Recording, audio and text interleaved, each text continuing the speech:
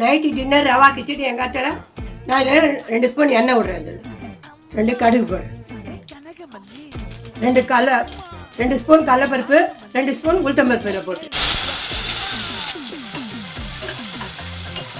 Beans, உருளைக்கிழங்கு, carrot இது cut பண்ணி வச்சுருக்கேன். இப்போ இதிலே நான் இதை வதக்கிடுறேன். பச்சை மிளகாய், கருவேப்பிலை எல்லாம் போட்டேன்.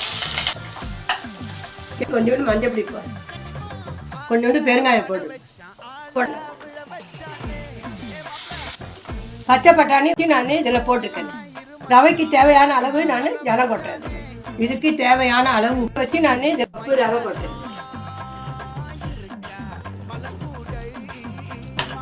ரவா கிச்சடி ரெடி ஆகி போட்டு அதுக்கு தொட்டுக்கிறதுக்கு தேங்காய் சட்னி அரைச்சிருக்கேன்.